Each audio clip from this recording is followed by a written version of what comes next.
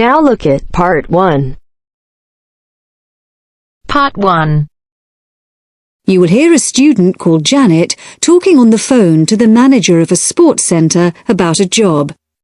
First, you have some time to look at questions 1 to 5.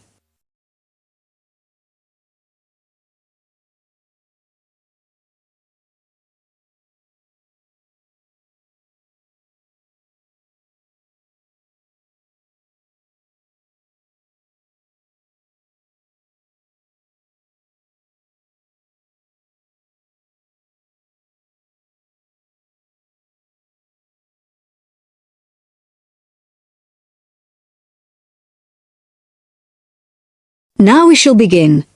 You should answer the questions as you listen, because you will not hear the recording a second time. Listen carefully and answer questions 1 to 5. Hello, White Water Sports Centre? Hello, I wanted to inquire about a job at the centre. Right, I'll just put you through to the manager. Hello, Steve Thompson speaking. Hello, my name's Janet Willis. I'm looking for a part-time job and I saw an ad saying that you have some vacancies. I was wondering what sort of people you're looking for. Well, at present, we're looking for a part-time pool attendant. I don't know if you're interested in that. Oh, yes, definitely. Okay. Well, have you done this sort of job before? Oh, yes, I've spent the last 3 summers working for children's summer camps, so I did a lot of pool supervision. And I'm actually a sports student. Water sports is my special area. Okay. Well, no need to ask if you can swim then. No, I'm certainly not afraid of the water. So what does the job at the pool involve? You'd mainly be responsible for supervising the swimmers. We have to watch them all the time, obviously, in case of accidents. So you'd have regular shifts there. Okay. Then, as well as that, you'd have to look after the equipment that's used by the beginners classes. Right. And would I be involved in teaching them at all? I'd be quite interested in that. Well, they have their own instructor, so that's not really part of the job. The attendance job does involve taking regular water quality tests, but you wouldn't be involved in cleaning the pool or anything like that. Okay. And the ad said you wanted someone just twice a week? Yes, that's right. Can I choose which days? Well, if you'd rung up earlier, you could have done, but I'm afraid it's got to be Mondays and Wednesdays. We got someone for Tuesdays and Thursdays, and the weekends are already fully staffed. Is that going to be a problem for you? No, that should be all right. And the ad said it was evening work, right? Yeah, you start at 6, and the pool closes at 9:30, but you wouldn't get away until 10 by the time you've checked the lockers and changing rooms. Fine. Before you hear the rest of the conversation, you have some time to look at questions 6 to 10.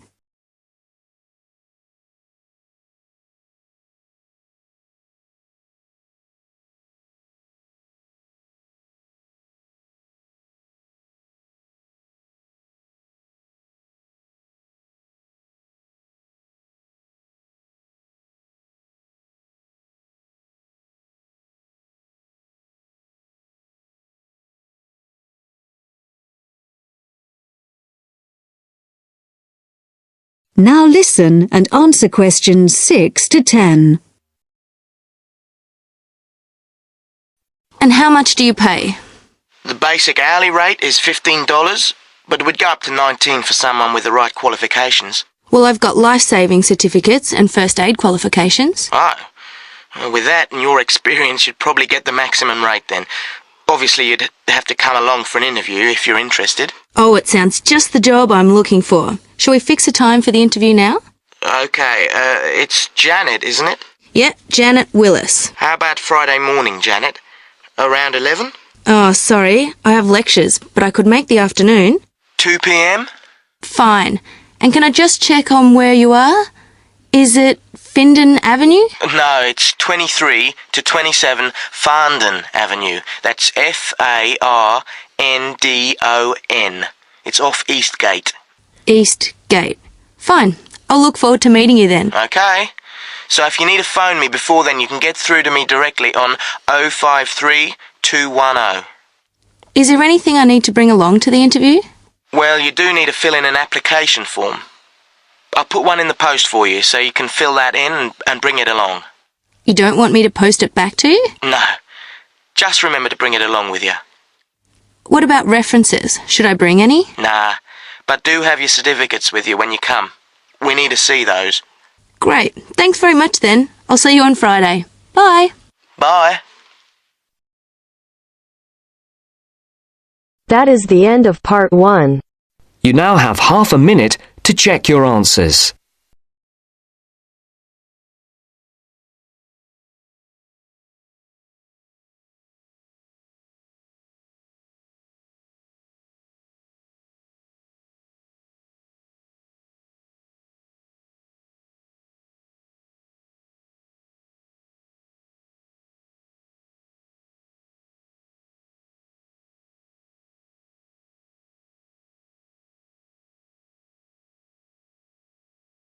Now turns to part 2.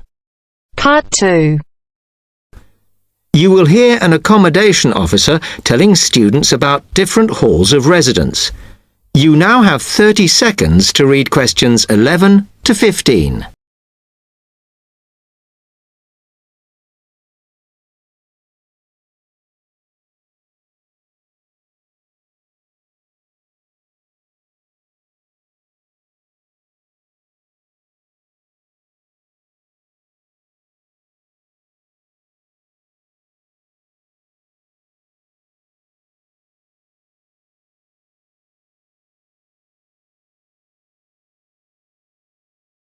Now listen carefully and answer questions 11 to 15.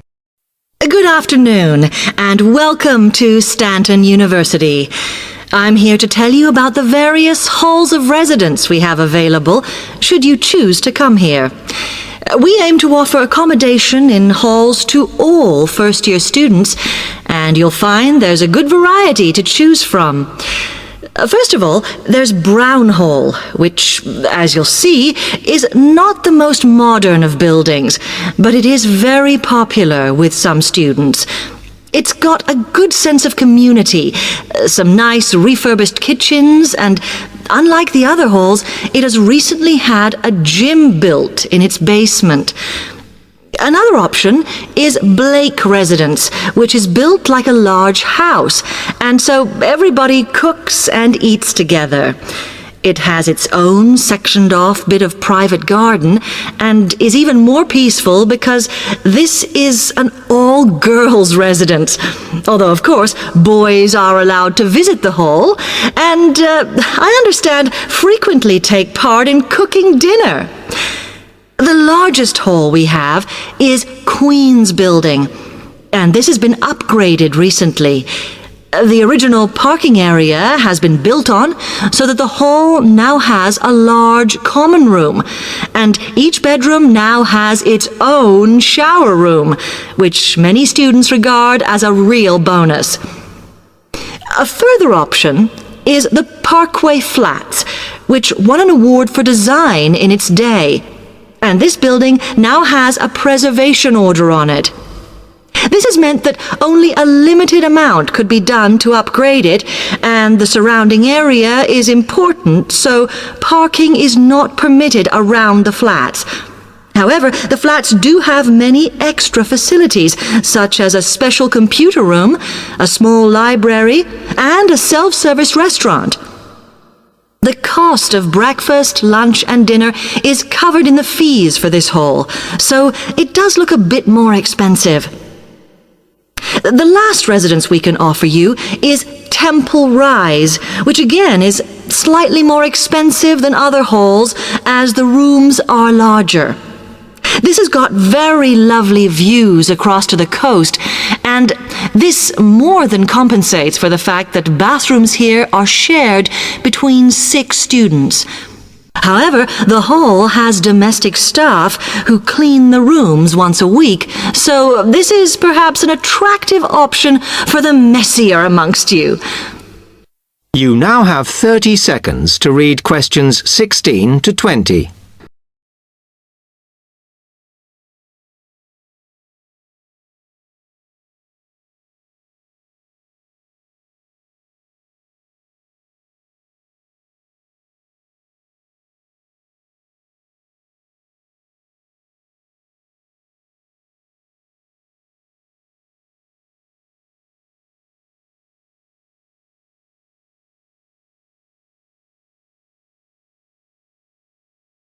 Now listen carefully and answer questions 16 to 20. Now, if I can just show on this wall map here where they all are, you might like to go and have a look round. If you come into the main university entrance, at the first junction, you'll find that Brown Hall is on the corner opposite the theatre. So you're nice and near the station here, though I think it can get a bit noisy with traffic. The same applies to Blake Residence, which is directly facing the junction to the university entrance. These halls are often used by medical students and such like, as they're out all day, so don't notice the noise. Anyway, if you then walk along Campus Road towards the main circle, you'll see the library on the corner, and Queen's Building is just past that as you head north. You will find that it is quieter here, and you may get fewer visitors. By the way, the circle is quite a feature of the campus, as it's set into the hills and has a brand new sports center in the middle. It's worth going to look around it. Now, the Parkway Flats are on the opposite corner to the library, facing the circle, as you head towards the main buildings. The main buildings are only about a 5-minute walk from here, and places in these halls go quickly, so my advice is to reserve your place as soon as possible. Then Temple Rise is inside the circle, next to the sports center, but further from the main university buildings. Now, if you'd like to go off and physically look... That is the end of part 2. You now have half a minute to check your answers.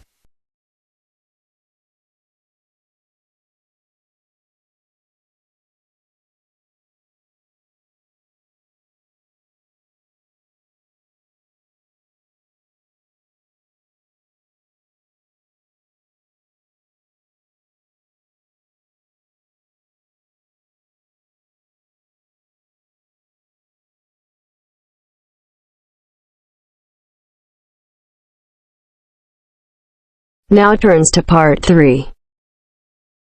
Part 3. You'll hear two students discussing a survey they have to write as an assignment. First, you have some time to look at questions 21 to 26.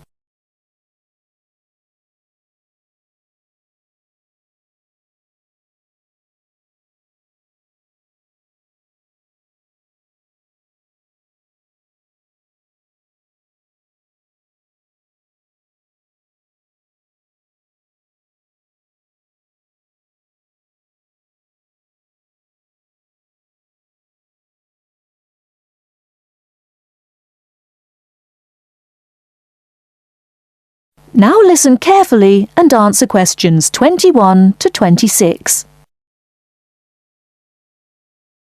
How is your market research project going, George? Very well, actually, Anna. I've just got the results of the survey back, and so now I have to draw some conclusions from the information I've collected. That's good. I'm still writing my questionnaire. In fact, I'm starting to panic, as the project deadline is in 2 weeks, and I don't seem to be making any progress at all. What is your topic? Forms of transportation in the city. What about you? I've been finding out people's attitudes to the amount of violence on television. That's interesting. What do your results show? Well, as I said, I haven't finished writing my conclusions yet, but it seems most people think there is a problem. Unfortunately, there is no real agreement on the action that needs to be taken. Nearly everyone surveyed said that there was too much violence on TV. A lot of people complained that American police serials and Chinese kung fu films are particularly violent. The main objection seems to be that, although a lot of people get shot, stabbed, decapitated, and so on, films never show the consequences of this violence. Although people die and get horribly injured, nobody seems to suffer or live with the injuries.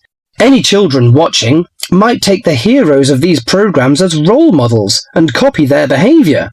So, what did most people suggest should be done? A lot of people were concerned about how these films affect children. They are particularly worried that children will try to behave like the stars. The survey shows that violent programs should be broadcast after 10 p.m., when most children are already in bed. There is also a significant minority of people who feel that violent films should be banned altogether. Or how did people feel about the violence on news broadcasts? Most of the responses I have looked at have felt that violence on news broadcasts is more acceptable as it's real. Although it's unpleasant, it is important to keep in touch with reality. Still, many people thought that it would be better to restrict violent scenes to late viewing. Before you hear the rest of the talk, you have some time to look at questions 27 to 30.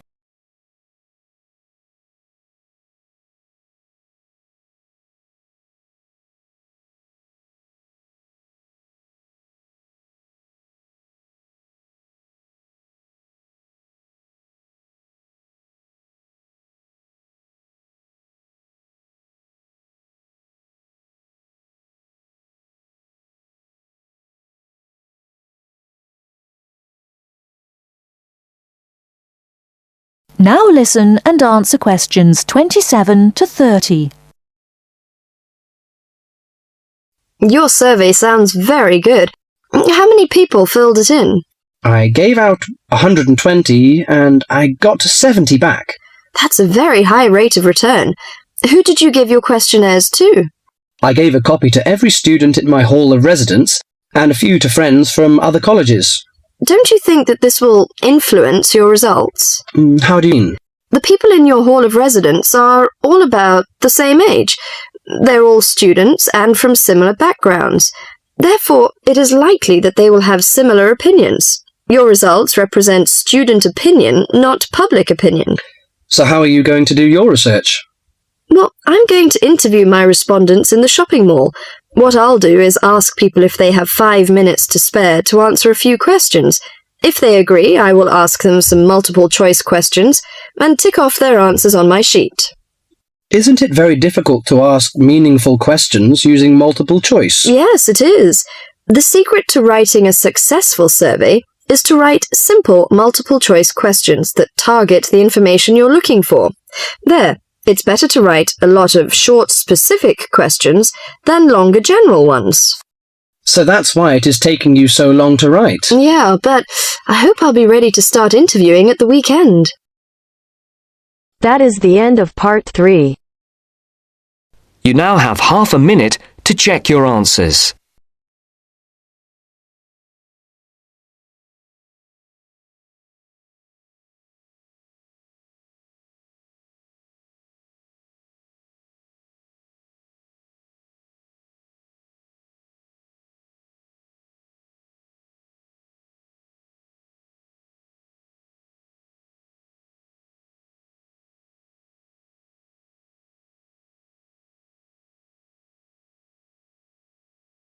Now turns to part 4.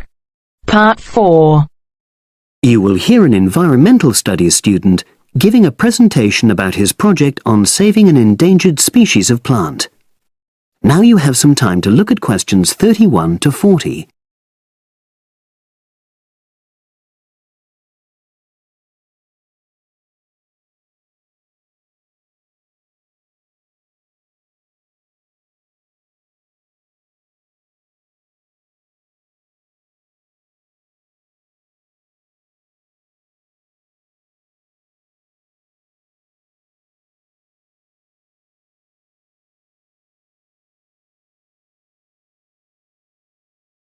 Now listen and answer questions 31 to 40. For my presentation, I'm going to summarise what I've found out about efforts to save one plant species, the juniper bush. It once flourished in Britain and throughout the world's temperate zones, but over the last few decades has declined considerably.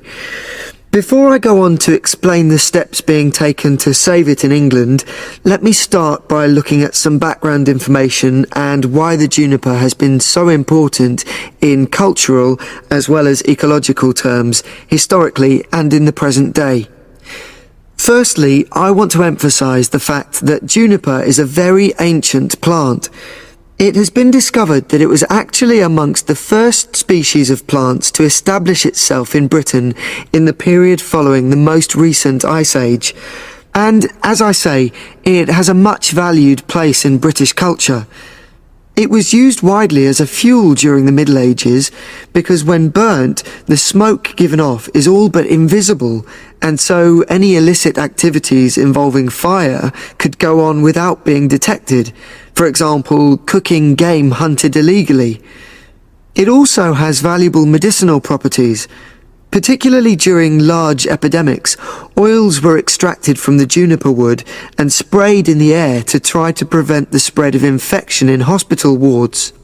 And these days, perhaps its most well-known use is in cuisine, cooking, where its berries are a much valued ingredient, used to flavour a variety of meat dishes and also drinks. Turning now to ecological issues, juniper bushes play an important role in supporting other living things. If juniper bushes are wiped out, this would radically affect many different insect and also fungus species. We simply cannot afford to let this species die out. So, why is the juniper plant declining at such a rapid rate? Well, a survey conducted in the north and west of Britain in 2004-5 showed that a major problem is the fact that in present-day populations, ratios between the sexes are unbalanced, and without a proper mix of male and female, bushes don't get pollinated. Also, the survey found that in a lot of these populations, the plants are the same age, so this means that bushes grow old and start to die at similar times, leading to swift extinction of whole populations. Now, the charity Plant Life is trying to do something to halt the decline in juniper species. It's currently trying out 2 new major salvage techniques, this time focusing on lowland regions of England. The first thing it's trying is to provide shelters for the seedlings in areas where juniper populations are fairly well established. These, of course, are designed to help protect the plants at their most vulnerable stage. A further measure is that in areas where colonies have all but died out, numbers are being bolstered by the planting of cuttings which have been taken from healthy bushes elsewhere. Now, I hope I've given a clear picture of the problems facing this culturally and ecologically valuable plant, and of the measures being taken by Plant Life to tackle them. If anyone has any questions, I'd be happy. That is the end of part 4. You now have half a minute to check your answers.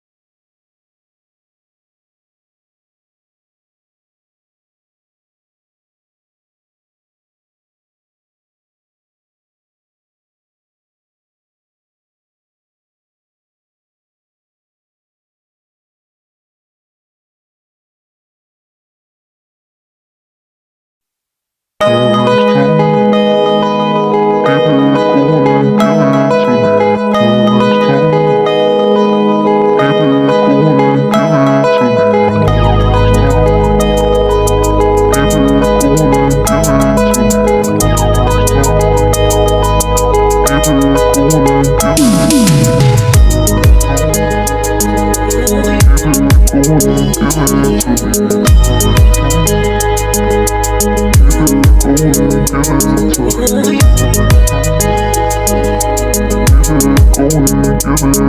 to me.